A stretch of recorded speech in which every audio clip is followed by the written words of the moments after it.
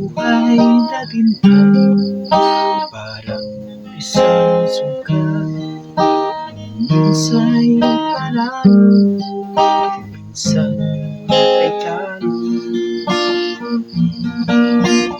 Ang bayan ay di magwawagi, ang magwawagi ay di umayan.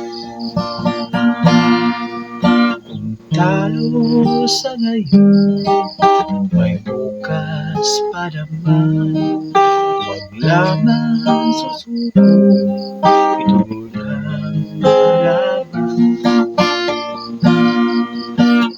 Ang umayaw ay di magwawagi, ang magwawagi ay di